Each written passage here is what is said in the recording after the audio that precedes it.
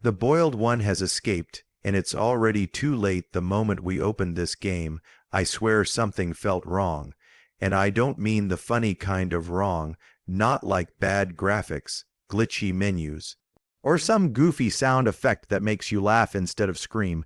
No, this was different, heavier. It felt like the game itself was watching us. Even on the loading screen, there was this silence.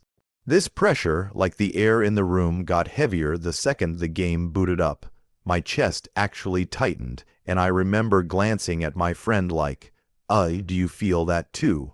And he just nodded, dead serious. Then we heard it, that sound, not music, not ambient wind, not even creepy whispers. It was boiling, bubbling, like a pot of water sitting right next to my ear. At first, I thought maybe my headset was bugging out, but nope, it was intentional. The longer we sat there, the louder it got, until I could practically smell steam rising off the screen. We laughed nervously, like, okay, that's weird. But honestly, I already hated it. It was too specific, too real, and then came the title screen, if you can even call it that. Usually you get new game, or continue, maybe some spooky background art, but not here, just 3 words, big, bold, blood-red text, contain him, no flashy effects, no soundtrack, just boiling water echoing through my headset. While those words stared back at us, I don't know why, but it gave me the creeps more than any jump scare could have. It felt personal, like a command, like the game wasn't asking me, it was telling me. We hesitated. Honestly, we almost quit right there. But of course, curiosity always wins, right? So we clicked. The screen flickered with static, like an old TV losing signal, and then, bam, we were standing in this hallway, rusted walls, dripping pipes, the floor slick with something that looked like water but didn't sound like it. Every footstep echoed like we were walking in a giant empty chamber, and the worst part, the boiling sound followed us in. It wasn't just on the menu, it was in the world. I remember saying out loud, "Nope, I already don't like this." We joked to calm ourselves down, throwing little one-liners like, well, at least the floor's freshly mopped. But deep down we weren't laughing. Every inch of this place screamed wrong, and then we noticed something else. The walls, they weren't just wet, they were blistered, like heat had warped metal itself. Steam hissed through cracks in the ceiling. It honestly felt like the whole place had been cooked alive. We pushed forward slowly, trying to figure out what the objective even was. There were no instructions, no HUD, no weapons, nothing, just us, the dripping, and that sickening bubbling sound that never stopped. My friend whispered, "Do you feel like we're trespassing?" And he was right. It felt like we weren't supposed to be there at all. And just when we started thinking maybe the game was broken, it happened. A blood-red clock suddenly blinked into the corner of the screen. 10 minutes, that's it. No explanation. No clue what happens when it hits 0. Just a countdown, and my stomach dropped, because if there's a timer in a horror game, you already know something's coming, and we were right, because that was the first sign the boiled one was already moving. So there it was, this blood-red timer glaring at us from the corner of the screen. 10 minutes, no tutorial, no journal entries, no voiceover to explain what we were supposed to do, just a number ticking down like a time bomb, and let me tell you, the second it appeared, atmosphere shifted. It didn't feel like exploration anymore. It felt like survival. At first, we tried to play it off. Oh, maybe it's like a puzzle game. One of us joked, trying to calm the tension. Maybe we just have to turn off the boiler before dinner's ruined. We laughed for about 2 seconds, but deep down, no one was laughing, because we all knew what timers mean in horror games. A timer means you're being hunted. We started walking through the corridor, every step echoing. The walls seemed narrower the further we went. Steam hissed out of the pipes, spraying across our vision, making it hard to see more than a few feet ahead. And then there was that sound again, the boiling. It wasn't background noise anymore, it was directional, like it was moving. Sometimes it bubbled from the left, sometimes from the right, sometimes from directly behind us. My heart started to race. 9 minutes, we froze, because for the first time we heard something else. Footsteps, not ours. Wet, heavy, dragging footsteps splashing in shallow water. They echoed through the corridor, faint at first, then louder, closer. We whipped around, but of course, the hallway behind us was empty. Just shadows stretching long and thin under the flickering lights. Maybe it's an audio trick. My friend said, his voice shaky, like it's just meant to mess with us. And maybe he was right, but then why did it sound like it was matching our pace? Every time we stopped, the splashing stopped. Every time we walked again, it followed. 8 minutes. We picked up the pace, moving faster through the dripping hallway. That's when the environment started to change. The walls bent in strange angles, like they'd been warped by heat. The floor sloped downward, and suddenly, water was pooling around our ankles. Every step splashed. The smell hit us next like iron and steam, metallic and suffocating. It honestly felt like walking through the inside of a kettle. 7 minutes. Then lights flickered, and I swear to you, just for a moment, I saw it.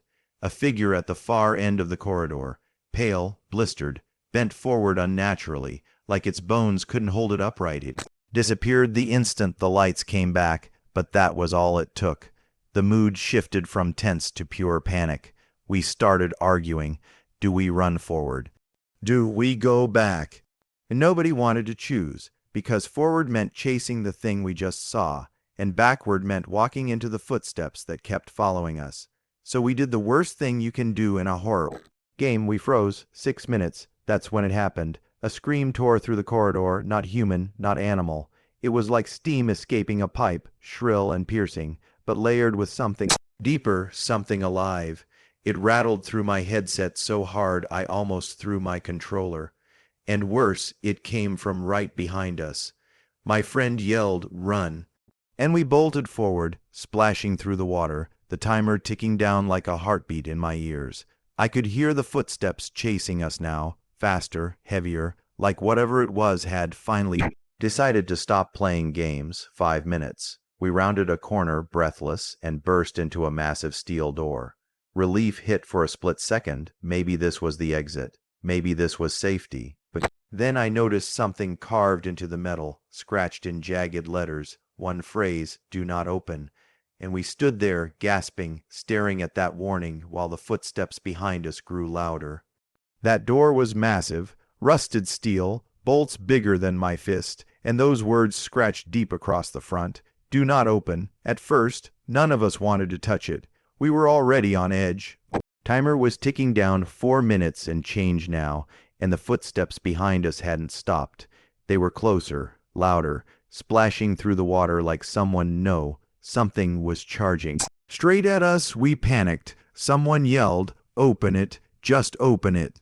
And against every warning sign, we shoved the door with all our strength. It creaked open like the hinges hadn't moved in years. The moment it opened, the boiling sound roared in my ears, 10 times louder than before, like we'd just unleashed pressure from a sealed tank. The room beyond was a wrong. Huge, round walls dripping with condensation, pipes hissing steam into the air, and in the middle a pool, not water, not exactly. The surface bubbled like tar mixed with blood, thick and restless, glowing faintly from underneath. We just stood there, staring, until one of us whispered, "This is where he was made." And for the first time, I actually believed it. The timer dropped to 4 minutes, and then it happened, that sound. Not the footsteps this time, not the scream, a growl. Deep, wet, guttural, rolling out of the darkness behind us. Every hair on my body stood up. I turned my camera slow, not wanting to see it, but needing to, and there he was, the boiled one, crawling out of the shadows like some nightmare dragged straight out of a pot. His skin was pale and cracked, blistered open in places where boiling liquid seeped through. His arms bent wrong, like they'd been broken and melted back together. Steam poured out of his mouth with every ragged breath, and his eyes, they weren't eyes, just black pits, bubbling at the edges like tar. I froze, couldn't move, couldn't breathe. My heart was hammering so loud I could hear it over the game audio. One of my friends shouted, "Go." And suddenly we were running again, stumbling through the chamber, trying not to slip on the wet floor. The thing lunged, not walking, not even running, crawling, fast. Its limbs slapped against The ground with a sickening wet smack as it chased us, water splashing in every direction. I swear I could feel it breathing on the back of my neck, hot and damp through the headset. 3 minutes. We sprinted around the pool, searching for any way out. The chamber had ladders, catwalks, doors sealed with rust, but nothing we could open. Panic set in hard. Every option looked useless. Every second wasted was another second closer to being caught. My friend screamed into the mic, "It's behind you." And when I turned the camera, the boiled one was crawling up onto the wall, sideways, defying gravity, his body twisted but moving with terrifying speed.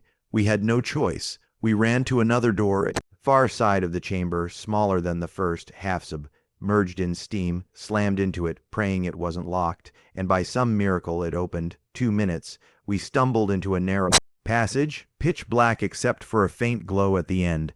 The boiling sound followed us in, echoing down the walls like it was inside the pipes themselves, and still always those footsteps. He was coming. No matter how far we ran, he was always right behind. The timer blinked down to 1 minute, glowing brighter, faster, pulsing like a heartbeat. My breathing was ragged, my hands slick with sweat. And just as we reached the end of the passage, that faint glow turned into something else. A chamber, bigger, louder, and in the middle, a shattered containment tank. And that's when we realized the boiled one had already broken free. The containment chamber was massive, bigger than anything we'd seen so far. The moment we stepped inside, the sound hit us like a wall. Steam blasting from broken pipes, alarms wailing in the distance, and that awful boiling bubbling beneath it all. The floor was slick with condensation, fog rising up to our knees, and right there in center the tank, or what was left of it. The glass had shattered outward, jagged shards scattered across the floor, glistening wet under the dim light. The steel restraints that must have once held something inside were bent, twisted like paper clips, and the liquid that filled the tank was gone. Trails of it smeared across the chamber floor like something had crawled out and dragged itself away. We froze, staring. The game didn't have to explain anything. It was obvious. This was supposed to be where he was locked away. This was where he had been kept. But now, he was gone, free. Timer ticked 0:59, and that's when the alarms cut out. Silence, total, suffocating silence. The only sound was our breathing in the mics, until the mics glitched. For a split second, I swear we could hear something else breathing with us. Slow, wet, heavy, not from the speakers, from inside the voice channel. We all went dead quiet, afraid even to whisper. Then a hiss. The lights above us flickered and died, plunging the chamber into total darkness. The fog rose higher, swallowing our legs, then our waists. It was like standing in boiling mist. I could almost feel my skin sting. Through the screen, we fumbled around, our characters bumping into walls, into each other, and in the distance, footsteps, not the fast, crawling kind this time, slow, deliberate, one step, then another, splish, splash, each one closer. The timer hit 0:45. One of my friends tried to crack a joke to cut the tension, something like, maybe he just wants a hug. But his voice cracked halfway through, and it wasn't funny. None of us were laughing anymore. We were locked in, hearts pounding, staring at black screens, waiting for something, anything to move. And then we saw it. Two faint shapes glowing in the dark, not eyes exactly, more like pits of molten tar, bubbling faintly, oozing steam with every pulse. They weren't far, they weren't hidden, they were right there in the fog. Watching us, 0:30. We backed away slowly, whispering to each other, trying not to panic. But the game betrayed us. Our mics spiked, every shuffle, every shaky breath amplified. And the moment one of us gasped too loud, those glowing pits surged forward. The boiled one lunged from the mist, crawling with that horrible wet slap, his skin blistering and bursting as steam hissed out with every movement. We screamed, bolting across the chamber. Our footsteps splashed wildly, and the fog rippled as he gave chase. The sound design was insane. I swear it felt like he was right there, breathing on the back of my neck. The timer was racing down. 0:20, 19, 18. We found another door, slammed into it, locked. Another one, sealed shut. We were running in circles, panicking. No Way out, the fog was so thick we couldn't even see each other anymore, just distant outlines flashing briefly under the stuttering lights, and then I realized something. The timer wasn't counting down to 0, it was counting down to him, because every step we took, every second that passed, brought him closer, and when the timer hit 0, there'd be no escape. The numbers were vanishing. Fast now. 0, 15, 0, 14, 0, 13. Each tick felt like a heartbeat slamming against my skull. I could barely hear my friends over the sound of the boiling, which was everywhere now, not in one spot. Inside the walls, the pipes, the floor beneath our feet. It was like the whole chamber itself was cooking alive. And then the worst thing happened. The game turned our microphones all the way up. We could hear every inhale, every nervous laugh, every tremble in our voices. It was like the game wanted him to hear us. Every sound felt like bait, every breath like a death sentence. We huddled near the far wall, whispering, "Stay still, don't talk, don't breathe." But of course, nerves make you slip up. Someone coughed, just one small cough, and the instant that sound hit, the footstep exploded. He was sprinting now, crawling, pounding, dragging himself across the wet floor with unnatural speed. The fog split apart as his body slammed through it, steam trailing off his blistered skin. We bolted, tripping over the glass shards scattered across the chamber floor, cutting our feet, stumbling toward the only light we could see, a blinking red exit sign half buried in mist.